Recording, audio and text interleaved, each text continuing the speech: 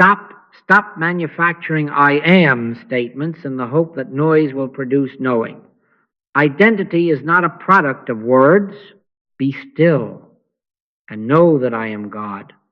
Not be loud, not be clever, not stack phrases like bricks to build a Babel toward heaven. The I you are seeking to affirm does not rise out of syllables. It reveals itself when speech has fallen into holy quiet, when the heart has ceased trying to make a God out of language. When ye pray, use not vain repetitions, said the Master, for he knew that repetition is not realization. The river of spirit does not flow because we pound the surface with our fists. It flows when the bed is cleared and we let it run. When you say I, where do you put it? In the head, in the chest, in the spine, here, there? No. When I say I, how are you going to localize that? If I point to the breast, am I there? If I point to the skull, am I there? No surgeon has ever yet found any me inside of a body. I am not in the physical, absent from the body, present with the Lord. If this is so, and it is, then do you see why cranking out, I am strong, I am rich, I am safe, cannot disclose the I that is before language and beyond place? The true I is spiritual and non-local, never confined, never caged, never in a second power. In him we live and move and have our being. That is not a slogan. It is a fact awaiting your silence. You have been taught to pep talk the soul. You have been urged to self-hypnosis. I cannot give you that because it is not God. I am merely the instrument. God is the actor. This hour is not for manipulation but for revelation. If we come with will, we come as thieves to a door that opens only to love. Thou shalt have no other gods before me, not the God of strong words, not the God of techniques, not the God of a mind that wants to control. We will not tamper with the law. We will not try to use spirit as if it were a tool in our kit. Spirit uses us. The Father within doeth the works. I offer you a quiet, testable way, not a belief to hold, not a chant to force, but a presence to which we yield. We shall set aside verbal striving and invite realization. We will discover together that my conscious oneness with God constitutes my oneness with all spiritual being and idea, and that this is not a philosophy, but an event in awareness. It is what I have called in my own practice the click, the gentle, inner assurance, without sound or spectacle, in which the self stands revealed as one with God. It is not emotional surge. It is not mental certainty. It is the hush after wind, the still small voice that is not in the earthquake, nor in the fire, but in the silence. Let me ask you once more. When you say I, are you naming a creature inside a rib cage, or are you acknowledging the one life that speaks as you? If you are naming the creature, your affirmations will declare separation and then attempt to bridge it with words. That is a second power trap. If, however, you yield the tongue to quiet and turn attention to God alone, then I and my Father are one ceases to be a recital and becomes realization. The difference is between pointing at bread and eating it. One talks of nourishment, the other lives. So our agreement as we begin is humility. We will be receptive. We will treat this as holy work, ethically serious, not for getting but for knowing, not for superiority but for surrender. We seek not a technique but the kingdom that is within you. We shall expose why affirmations fail when they attempt to manufacture God, and we will walk gently and precisely toward that inner click of union. Then out from that oneness, guidance flows. Healing flows. Sufficiency flows, not because we said it, but because we stopped saying and knew, be still and no. Thy grace is my sufficiency in all things, yes, but as acknowledgement, not as magic. Let us consent now to the silence that reveals the true I, and let identity announce itself where words end. Now let us look straight at the trap and call it by its right name, second power. What is second power? It is the habit of making a power out of words, out of syllables, out of techniques, as if the infinite required a little shove from the finite, as if God were waiting for our verbal match to light his sun. No, no. Thou shalt have no other gods before me. Not a God of sounds, not a God of sentences, not a God of mental gymnastics. The moment we believe the utterance does the work, we have introduced a rival to the one, and the mind, now split, cannot hear the whisper that would have guided it. Understand this, please. God is not in need of help, not by might, nor by power, but by my Spirit, saith the Lord. When we take a phrase and then treat it as a lever to pry open heaven, we are engaged in a subtle idolatry. We have placed confidence in the instrument rather than the musician. And the law answers us not with punishment, but with consequence. As you sow, so shall ye reap. Sow separation, God on one side, your sentence on the other, your will somewhere in between, and you will reap a sense of strain and delay. Sow noise, and you will reap the inability to register the still small voice. Self-will shouts, spirit whispers, and noise cannot hear guidance. Think of traffic law. The light is red. You do not argue it green by reciting a line. You do not chant the car forward through cross traffic. You obey, not because a policeman will be offended, but because the law is impersonal and protective. Or think of mathematics. 2 times 2 is 4. Whisper it or shout it, decorate it with gold leaf, and still it remains 4. Violate it in your calculations, and you have built a bridge that will not hold. It is the same with this spiritual law. It is impersonal. It is universal. There can be no selfish purpose in a cosmic law. When you try to use it to get for a self you have imagined, in a body you have localized, the very division you believe in will frustrate you. The law will not bend to your noise. It bends you to its order, or you bear the fruit of confusion until you consent. Why does hype collapse? Because hype is a wind that tries to blow the sea into shape, and the sea of spirit answers only to the moon of God's own presence. The soul's tides rise in silence, not in storm. Let your words be few. When the mind is full of slogans, there is no room for the word. When the ear is filled with its own voice, there is no hearing. The Master did not promise, shout and you will be heard. He said, your Father knoweth what things ye have need of before ye ask him. That is one power, self-acting, self-revealing, self-fulfilling. So let us correct the intent. We do not use God. God uses us. God is the actor and the doer and the beer. I am merely the instrument. If a violin imagines it can play itself by repeating, I am symphony, I am symphony, there will be squeaks and splinters, but place it in the hands of the maestro, quiet, tuned, and it will pour forth music it could never plan. The difference is not cleverness, it is yieldedness. This is why in moments of true prayer there is often one phrase only, softly acknowledged, not to coerce but to consent. Thy grace is my sufficiency in all things, not my words, not my will, thy grace. And even that, if used as a charm, becomes second power. The phrase is holy only as it stills the tongue and opens the heart to the one.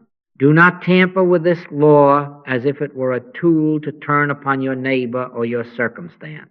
It is a double-edged sword. When you set up a second power you cut yourself off from the flow that already is. But when you rest from using and dare to be used, when you are absent from the body in your thought and present with the Lord, When you consent to be the instrument and release the actor, then the division ceases. My conscious oneness with God constitutes my oneness with all spiritual being and idea. There is no second power in that.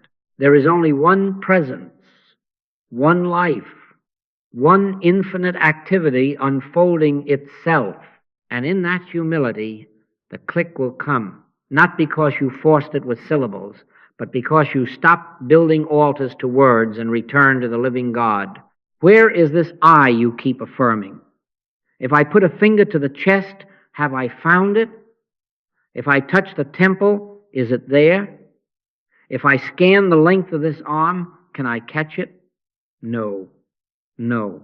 No surgeon has ever yet found any me inside of a body. They have not lifted a rib and discovered a person. They have found organs, chemistry, structure, marvels of design, but no I. I am not in the physical. Hear it. Let it correct the habit of centuries. Absent from the body, present with the Lord. If the I were in the body, then identity would come and go with blood sugar and barometer, with birthdays and biopsies. But the I is not in the body. The body appears in the awareness of I. Consider your own continuity. The face in your photographs is not one face. The voice on old recordings is not one voice. They shift like clouds. You call the child me, the youth me, the gray-haired one me. What is the unchanging witness that says me through all that? It is not cartilage. It is not pigment. It is not the nervous system. For in deepest sleep you remain you without reference to thought or motion. Before Abraham was, I am. Not I was, I am. The taut string of identity is not stretched between the cradle and the casket. It is rooted in the eternal. In him we live and move and have our being. In him, not in a torso, not in a skull. When the Master said, the kingdom of God cometh not with observation, for behold, the kingdom of God is within you, he did not place spirit behind the sternum like a hidden organ. He indicated non-local presence, nearer than breath, yet not a prisoner of lungs, nearer than thought, yet not a bubble in the brain. Now let this be practical, very practical. If identity is not in matter, then matter cannot define it, bind it, or threaten it. What is not in matter cannot be damaged by matter. Geography cannot exile it, time cannot age it. A diagnosis printed in ink cannot announce doom to it. Once, a letter came from a man on a freighter in the South Atlantic, frightened of his isolation, counting miles as enemies. He wrote later that in a night watch, something opened, no words, no vision, and the fear dropped off as if a coat had slipped from the shoulders. I am not on the sea, he wrote. I am in God, and the ship is in God. In that instant, the ocean did not shrink. Identity expanded. The waves remained. The work remained. But the self no longer bobbed in a hull. Do you see the transaction? Not escape, not magic recognition. Yea, though I walk through the valley of the shadow of death, I will fear no evil, for thou art with me. With who? Not with a bag of bones, but with I, the one life appearing here as you. Use a simple picture. Sunlight through a window. You may crack the pane. You cannot harm the sun. At most, you obscure the appearing. The body is the window. The eye is not trapped in the glass. Or think of the radio set and the broadcast. The music is not in the cabinet. It is everywhere present, and the tuned set registers it. So with us. In our conscious oneness with God, when tuning, not talking, is our intent, the infinite I Am announces itself where the finite once fretted for breath. My conscious oneness with God constitutes my oneness with all spiritual being and idea. Then you will understand why we have warned against propping up a body self with verbal crutches. Every attempt to inflate a localized ego is a confession of exile. Every surrender of localization is a doorway into union. When the I is released from the rib cage, love widens. Thou shalt love thy neighbor as thyself ceases to be an ethical chore and becomes a recognition. The same life that says I here says I there. You cannot covet or harm without contradicting your own being, because there are not two lives to compete, only one shining as many. This is not theory, it is safety, it is sanity. It is the end of the small, frightened self that ages by the calendar and trembles before its own shadow. Let the words be few. Let the localization loosen. Let this be your quiet consent. I am not in the physical, I am present with the Lord. And in that presence, ready yourself not for bigger affirmations, but for realization, for the click by which the one announces that it alone is I. Now listen closely, for this is the crux upon which the rest of our work turns. My conscious oneness with God constitutes my oneness with all spiritual being and idea, not my words about God, not my certainty about a sentence. Conscious oneness felt, known, realized. The mind would prefer a formula, because formulas flatter control. Spirit gives us a fact that dissolves control, and in dissolving it, releases life. I and my Father are one, spoken as a recital. It is a line, known in the heart. It is the end of loneliness, the end of bargaining, the end of fear. It is the click by which the one declares itself right, where the many once shouted their claims. How shall you know it and not merely say it? Not by straining, not by painting bright pictures on the screen of imagination. No, no, words cease, awareness dawns. The prophet did not find God in the wind, nor in the earthquake, nor in the fire, but in a still small voice. That voice is not speech. It is a hush that witnesses itself. In that hush, without proclamation, something stands forth quiet, steady, unargued. Problems are not solved. They are outshone. The sense of a second power fades. The pulse of anxiety thins to silence. There is a gentle notarizing within, a signature without ink, and you know without proof or posture, it is the Father that doeth the works. This is the click. You do not make it. You wait, you yield, and it comes as dawn comes of itself. And what follows? Guidance as naturally as a river follows gravity. Peace, not as a mood, but as the climate in which you move.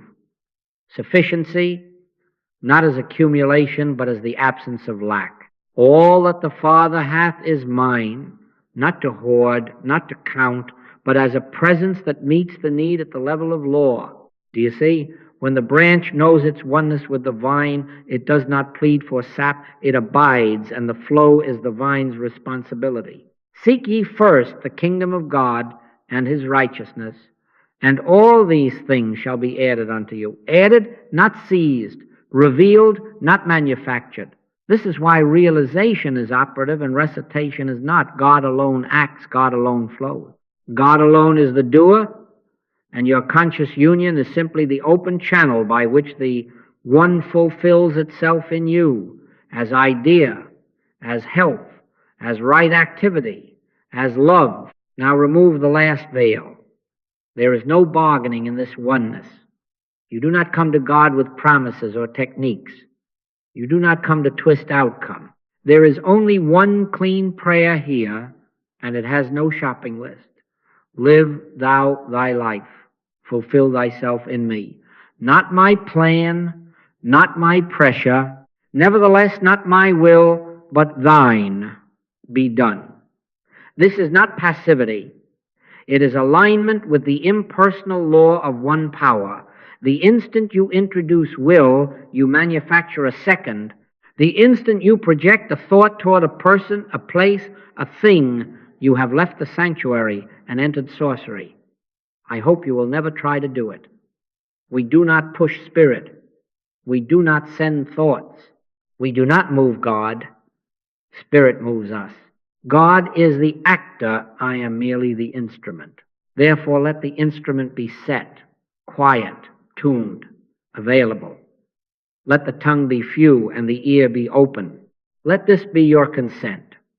In my conscious oneness with God, I find my completeness, my security, my peace. Not because I say it, but because I touch, however lightly, the fact that already is. Be still and know that I am God. In that stillness, without spectacle, the click will come. And when it comes, do not grab at it. Bow within. Thy grace is my sufficiency in all things. Not spoken to compel, but whispered as recognition. The vine lives, the branch abides, and the fruit is the law fulfilled. Now we set the instrument. It will be simple, always simple. Choose a chair low enough that the feet find the floor without strain, the legs easy, the knees not braced. Let the back have support so that the spine need not hold court. Allow it to be quietly upright, not rigid, not collapsed awake without effort. Place the hands loosely in the lap, one upon the other or side by side, resting, never propped, never gripping, never signaling the body to do.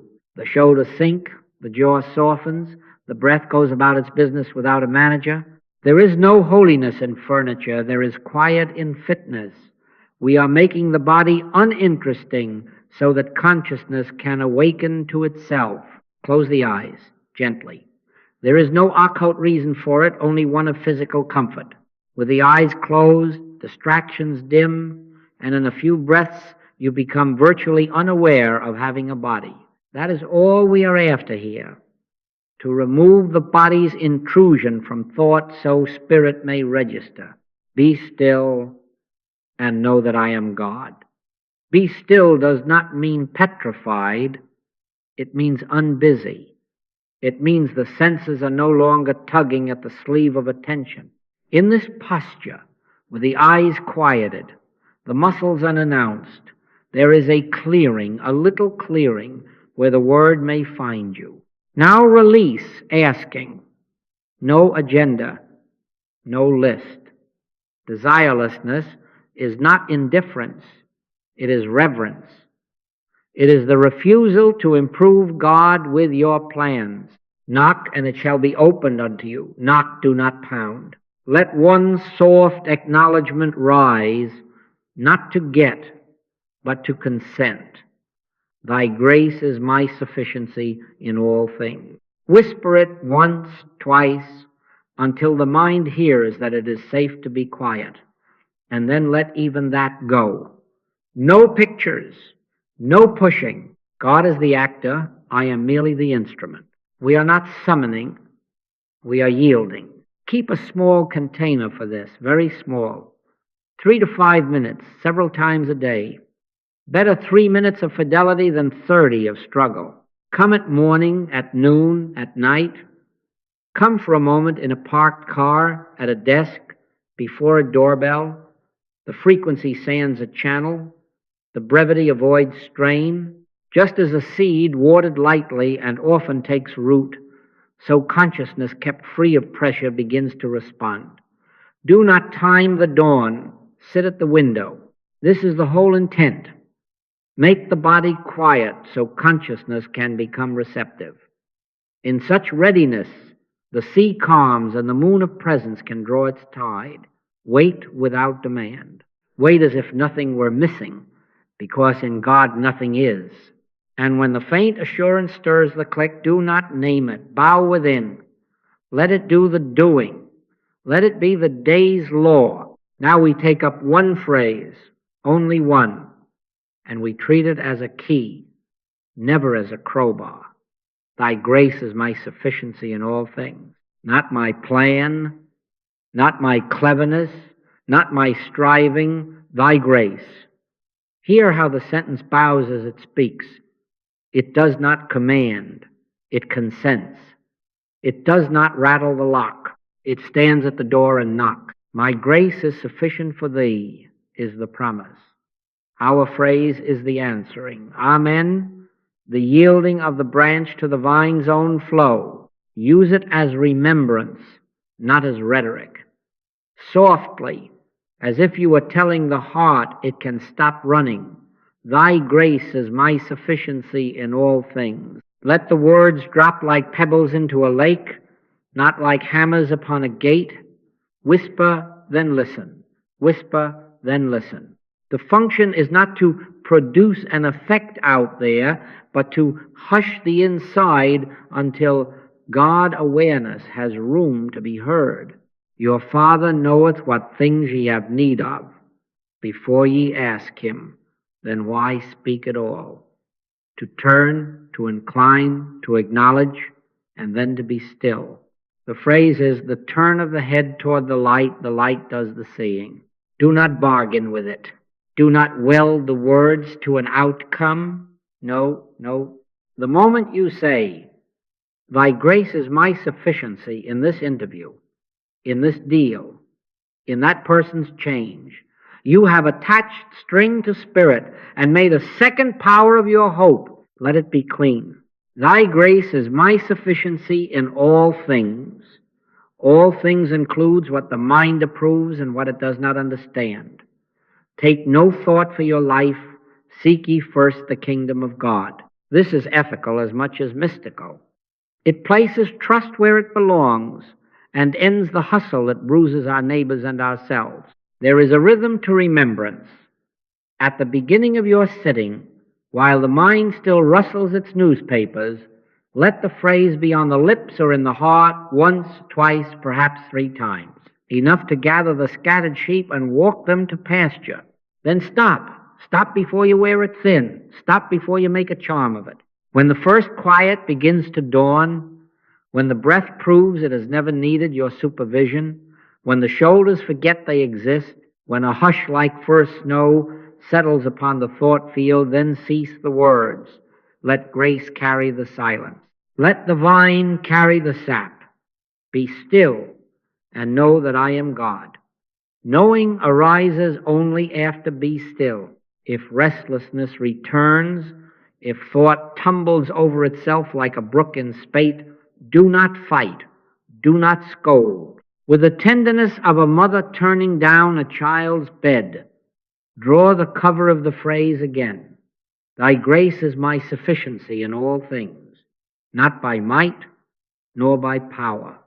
And again, lay it down. This is not hypnosis. It is de-hypnosis. It removes the self-appointing manager from the throne and seats the I am where it has always been. My conscious oneness with God constitutes my oneness with all spiritual being and idea. The phrase simply reminds attention to look in the right direction long enough for oneness to be felt as fact. I have watched this 1,000 times. A man, frantic over figures, mouths the sentence like a swimmer, gulping air, and grows more afraid, useless. Then, one morning, worn out, he whispers it once and means it as surrender. No list, no angle. Thy grace is my sufficiency in all things. The mind goes quiet. There is no vision, no heat, no drama, only a soft interior assent and with it peace. That is the signal. That is the door open. From there, phones ring when they must, ideas appear when they must, supply meets itself by the law of its own nature, effects follow realization, not suggestion. So let the password open. Do not force, do not pry, do not hang weights upon it. If you must speak, speak only until peace nods, then obey the nod. Close the lips, yield the reins. Live a minute, 2, 3, in wordless consent, and let God be God.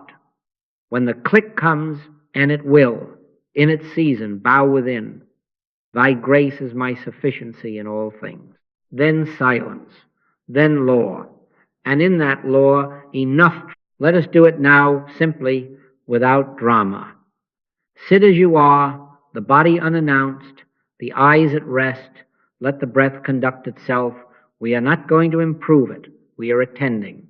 Whisper within, once thy grace is my sufficiency in all things. Again, if needed, thy grace is my sufficiency in all things. And now, stop. Do not drive. Do not reach. Be still and know that I am God. Be still, then know. We are not summoning. We are yielding. We are at the door and we knock. Knock, and it shall be opened unto you. No pounding, no bargaining, just a poised willingness, a clean consent. As you wait, let the small proofs of quiet reassure you. The breath finds its own rhythm. The shoulders forget their name. Sounds pass without claim. Thoughts, if they appear, are not enemies. They are weather beyond a window, and you need not chase clouds. If restlessness stirs, lift the phrase once more, thy grace is my sufficiency in all things, and lay it down again. No, not to fix, to be. We do not lean forward. We do not peer into the dark for a sign. We sit as a branch abides in the vine. I am the vine, ye are the branches. The life does not come by watching, it comes because it already is. Now notice very softly what cannot be manufactured. There may be a warmth that is not heat, a wideness without edges, a weightless hush. There may be no sensation at all, only a quiet that is not your doing, a peace without a reason. The peace of God, which passeth all understanding, does not arrive with trumpets. It settles as a certainty that needs no certificate. And with it there is often a tiny interior, yes, a click, not a sound, not a picture, an assent. The mind stops proving, the heart stops pleading. Something has agreed within itself. This is the turn from I think to I am aware that I am. Words become unnecessary because the word has preceded them. Before Abraham was, I am. Not a statement on your lips, a fact in your being. Let identity reverse now, quietly. I am not in the physical. I am present with the Lord. The window is not the sun. The radio set is not the broadcast. Awareness registers presence, but presence is not inside the skull. The kingdom of God is within you, not as a prisoner of ribs, but as the nearness of the infinite to itself. In this recognition, there is no second power to consult, no technique to tighten, only one. And out of that one, there rises an interior assurance, unvoiced yet plain. I am now consciously unioned with God. All that the Father hath is flowing right up through here. Do you feel the difference between saying and knowing? The branch does not beget sap by vow. It receives because it abides. All that the Father hath is mine, not to possess, not to parade, but to fulfill function by law. Law, not magic. Spirit acts of itself. God is the actor. I am merely the instrument. Do not touch this with curiosity. Do not lift it to the light to see if it is real. No, bow within. Let the click stand as the day's authority. From here, the next thing will be given. From here, supply will be what it is at the level of law. From here, love will recognize itself in neighbor and stranger alike. There is nothing to add. There is only gratitude without petition. Father, I thank thee that thou hast heard me. And now, in a voice the heart understands. Thank you. And so it is. And I thank you. Stay a breath longer than the mind prefers. Let the hush mark you. Then open the eyes without breaking the silence you carry, as you might walk from sanctuary into sunlight without leaving the prayer behind. Do not try to keep the click. You cannot keep dawn. You can consent again and again. 3 minutes now, 3 later, 3 again, lightly, faithfully. The vine does not tire, the Lord does not fail. Wait without demand until the inner click discloses oneness, and let that oneness be the government of your day. Now hear me gently, and hear me firmly. What has come to you in quiet is governed by law, not granted by magic. As sure as 2 times 2 is 4, as sure as a plumb line reveals the crooked beam, so the spiritual law operates impersonal, universal, unmoved by our urgencies or our cleverness. As ye sow, so shall ye reap is not a threat, it is a principle. So separation and pressure, and the harvest is strain. So consent and oneness, and the harvest is peace. When we violate the law, we do not incur a personal punishment. We meet the impersonal correction of the very order we have ignored. You violate the mathematics in your bridge and it cannot stand. You violate love in your conduct and your inner structure will wobble until you return to love. Keep the commandments where they belong, not as Sunday recitations, but as the 2 pillars that carry the whole house of harmony. Thou shalt have no other gods before me, not a God of words, not a God of will, not a God of outcomes, one power, one presence. And then, inseparable from the first, thou shalt love thy neighbor as thyself. No exceptions, no private good. The moment you seek an advantage at your neighbor's expense, you have declared a second power, and you have stepped outside the climate of grace. In law, there is nothing to take, because in law, all is already the one life expressing itself without competition. When I want nothing you have, and you want nothing I have, then there is no friction, and the law of supply, the law of safety, the law of peace has no obstruction. Understand the warning that love makes necessary. Truth cannot be used to get. When you attempt it, it will turn and cut the hand that grasps it. It is a double-edged sword. If you take a holy principle and weld it to a private project, if you say, let me hold so-and-so in the light so they will do what I wish, let me affirm this scripture so the market will bend, you have stepped into sorcery, however pious the language. No, no. Do not tamper with a cosmic law as if it were a pry bar. You do not argue a red light into green. You stop. You do not chant your automobile through cross traffic. You obey. Safety is not in cleverness. Safety is in alignment. So with spirit. Not by might, nor by power, but by my spirit, saith the Lord. Alignment is the humility to let God be God and to let your neighbor be free before God. For this reason, I have studiously avoided mental and physical contacts in this work. I never give human advice. I do not tell you to sell or to buy, to marry or to leave, to go or to stay. Why? Because God is the actor and the doer and the beer. I am merely the instrument. Non-interference safeguards purity. The moment my thought reaches out to arrange you, to mold you, to manage outcome, the line is crossed and a second power is born, my will. Even benevolent will is still will. It is the Father that doeth the works. Therefore, when a call for help comes, I do not send thoughts at persons or conditions. I enter the inner room, become still, consent to oneness, and wait for the click. In that hush, I release person, place, thing, and let the law fulfill its own nature. If anything is to be said or done, it will be given, not engineered. Make no mistake, this is ethics, not etiquette. It is obedience to the only law that guarantees harmony because it contains no element of coercion. Where the Spirit of the Lord is, there is liberty.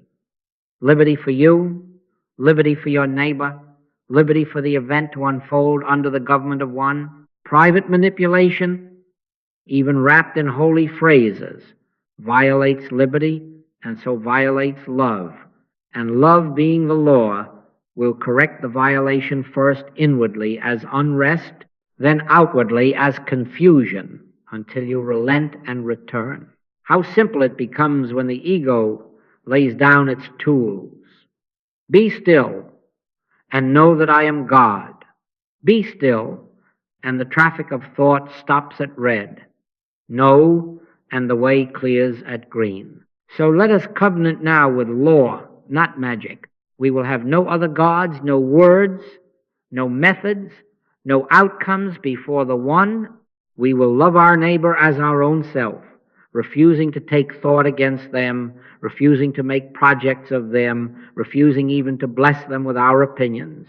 We will stand as instruments, not operators, willing that only God acts in such obedience. Grace ceases to be an exception and becomes the climate of our days. And when the click comes, let it govern your steps as quietly as a river follows its bed, lawful, effortless, sure. Thy grace is my sufficiency in all things spoken, not to get, but to align. And aligned, we are safe. Aligned, we are pure. Aligned, we are free. Evidence, when it comes in this work, is modest. It does not advertise itself. It arrives in envelopes with foreign stamps, in a short note left under a door, in a phone call that begins with a long exhale. The Father which seeth in secret shall reward thee openly. So the outward arrives as a report of an inward fact, and we are reminded again, effects follow realization, not suggestion. Presence acts without spectacle. Once a letter came from Holland. A man wrote that in a hospital night pain had climbed like a ladder, and he despaired of sleep. Near dawn, he said, he saw me at the bedside, not a dream, not a doctrine, a simple awareness, and with it the pain ceased as if a hand had been lifted from his chest. That same hour, in another country, we were in the inner room, wordless, consenting. Thy grace is my sufficiency in all things. No message was sent. No thought was pushed. No projection was attempted. No. I did not consciously project myself, and I hope you will never try to do it. God is omnipresence. The I that is I here is the I that is I there. If there was an appearing, it was the transparency of one presence to itself. He sent his word and healed them, but the word is not a syllable. It is being. Another time, a mother wrote from a mining town high in the Andes. Her child, fevered and tossing, had frightened the whole house awake. Suddenly the room grew still. She said, a phrase formed without voice, "Be not afraid, it is I," and the child slept. She looked at the clock and later wondered at the coincidence. That hour we had paused in the night watch. No hands laid on, no mental contact sought or allowed. I have studiously avoided both. I never give human advice. I enter, become still, yield identity to oneness, and wait for the click. When it comes, the government is his. It is the Father that doeth the works. Let the causation be clear. Not hypnosis, not suggestion, not the charisma of a personality. Spirit requires no personality to cross an ocean. The law of oneness does not travel. It reveals. When consciousness is cleared of a second power and yields to one, the vine fulfills its nature through the branch, and the fruit appears where it must. These signs shall follow them that believe. Follow, not precede. Signs follow faith's realization, not the insistence of will. We do not stage a demonstration. We do not auction answers to the highest anxiety. Presence acts without spectacle because spectacle flatters a self that has no part in the doing. So we give thanks, and we do not take credit. Not unto us, O Lord, not unto us, but unto thy name give glory. Our part is consent, God's part is all the rest. When the letter comes, when the call reports peace at the very minute we were still, we bow within, not to a method, not to a man, but to the one. Father, I thank thee that thou hast heard me. And that is the end of it. Quiet evidence, clean boundaries, and the certainty that grace, not grasping, is sufficiency in all things. Now, let us bring this out of the sanctuary and into Monday morning, into the ledger and the kitchen, into the handshake and the phone call. Conscious oneness is not a mood to be admired. It is the government of life. In my oneness with God, I find my completeness. In my oneness with God, I find my security. In my oneness with God, I find my peace. In my oneness with God, I find my joy. In my oneness with God, I find my fulfillment. Hear the order of this. Not in the contract, not in the promise of a person. The Lord is my shepherd, I shall not want. Sufficiency does not mean piles, it means the end of lack. It is the economy of grace supply as function fulfilled, not as barns swollen beyond use. Seek ye first the kingdom of God, and all these things shall be added unto you. Added, not grabbed, revealed, not hoarded. Work, then, is no longer a marketplace where anxious egos bargain. It is the place where the vine flows through a willing branch. You do not go to get a living, you go to let life live. It is the Father that doeth the works.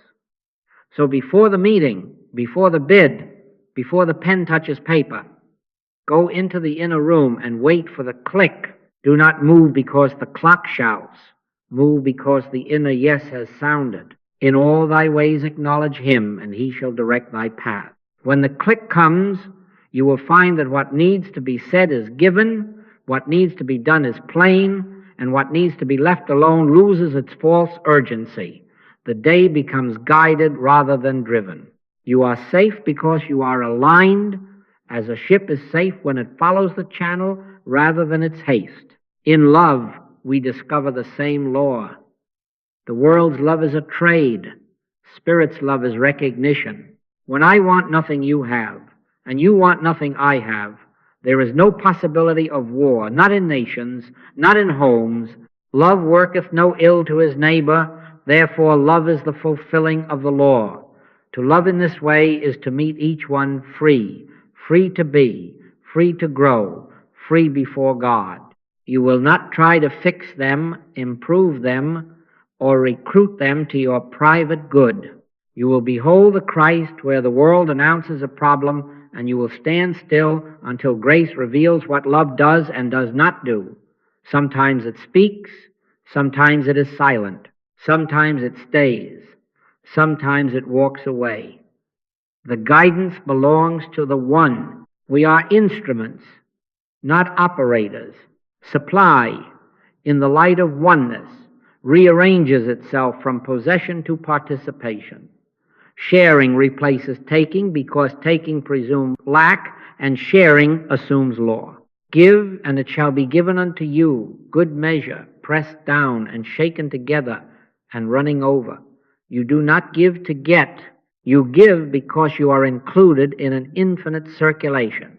In the economy of grace, there are no private reservoirs. There are only channels. Where you are, the flow appears not because you plan it into being, but because oneness has no vacuum. If there is a need in your sphere, let your first act be inner consent. Thy grace is my sufficiency in all things. Then listen. The answer may be an idea, a call, an introduction, a quiet courage to do the simple, honest thing that keeps the law. Let sufficiency show itself without your strain. Decision-making becomes listening. No hurry, no pressure. Wait for the click. If it does not come, do not manufacture one. My times are in thy hand. You will not be late for your own good because there is no separate good to miss. Do what lies gently at hand while you abide. Answer the letter, sweep the floor, be faithful in small things, and the next step will meet you when the channel is clear. When the step is given, take it without drama. Peace, not fireworks, is the signature. Ye shall go out with joy and be led forth with peace. And when you miss, when you rush, when you grasp, when you bruise yourself or another with your hurry, do not set up a second idol of guilt. Forgive yourself 70 times 7. Neither do I condemn thee. Go and sin no more. You have as much right to forgive yourself 70 times 7 as to forgive your neighbor, because the same law of grace governs both. Begin again, not in self-improvement, but in surrender. Bow within, whisper once, thy grace is my sufficiency in all things, and be still. The past cannot bind what God never bound. His compassions fail not, they are new every morning. Thus the day becomes sacrament. Tasks are transfigured into transparency. Relationships turn from bargaining to blessing. Supply ceases to frighten because the storehouse is not in time or things, but in God. In my oneness with God, I find completeness, security, peace, joy, fulfillment, and because I find them there, I do not extract them from you or from tomorrow. I wait for the click before I speak or step. I share because I live in law, not in lack. I forgive because grace is the atmosphere, and in that atmosphere there is room for us all to stand free. And so we live quietly, lawfully, letting God be God where we are, and letting our days bear witness without announcement that the kingdom is within and the government is His. Let us make a quiet covenant, not a vow shouted to the heavens, but a simple rule hidden in the heart. Brief sittings, often, morning, noon, and night, 3 minutes, 5 at most. Sit, make the body uninteresting, and whisper once, perhaps twice, thy grace is my sufficiency in all things. Then release even that and be still. No petition, no bargaining, no aim. Wait for the click, and if it does not come, do not manufacture one. No, no. Close the door gently and go about the next simple faithfulness. Wash a dish, answer a note, keep an appointment without hurry. Pray without ceasing is not a stream of words. It is a climate of receptivity renewed in small, faithful intervals. Set guardrails around this covenant. We will not use spirit to get. We will not lace prayer to outcomes. We will not bless one plan against another. Thou shalt have no other gods before me. We will not give advice, not to ourselves in the heat of anxiety, not to a neighbor who calls in tears. I never give human advice. I never tell you to buy or to sell, to stay or to go. God is the actor. I am merely the instrument. We will not push thoughts at persons. We will not try to appear in rooms across oceans. I hope you will never try to do it. Non-interference is not timidity, it is obedience to law. Where the Spirit of the Lord is, there is liberty. Let the refrain be your key to enter, never your lever to pry. Thy grace is my sufficiency in all things. Speak it to turn, then put it down. Let silence do the knowing. Your Father knoweth what things ye have need of before ye ask Him. Then why whisper at all? To incline, to consent, to bow the branch to the vine, and then abide. When restlessness returns, you may lift the phrase again with the tenderness that turns down a child's bed. Thy grace is my sufficiency in all things, and then rest from words. The point is not certainty on your lips, it is conscious oneness. My conscious oneness with God constitutes my oneness with all spiritual being and idea. That, and only that, is the channel through which guidance, healing, and sufficiency flow by impersonal law. Now, one last correction, and let it be gentle and final. Stop saying I am to make something happen. Identity does not answer to your voice. Be still and know I am. Before Abraham was, I am. Be still and know that I am God. The I you seek to affirm is not in the physical. It is absent from the body, present with the Lord. No surgeon has ever yet found any me inside of a body. You cannot leave what you were never in. In the hush where striving ends, I am reveals itself by itself. The click comes not a sensation to be chased, but an interior assent, and you know without argument, I and my Father are one. Carry this covenant into the thresholds of your day. Before the call, before the contract, before the apology, step within for a minute and wait. If the click comes, go. If it does not, do the next simple honesty at hand and leave results to the law. In all thy ways acknowledge him, and he shall direct thy paths. Keep the 2 commandments as the rails of your going. 1, power only, love your neighbor as yourself. No private good at another's expense. No pressure, no manipulation. As you sow consent, you will reap peace. As you sow non-interference, you will reap liberty. Law, not magic. Now we seal it within very softly. Thy grace is my sufficiency in all things. And then silence. I and my Father are one. God is the actor. I am the instrument. Live thou thy life here. Fulfill thyself as this day. And so it is. And I thank you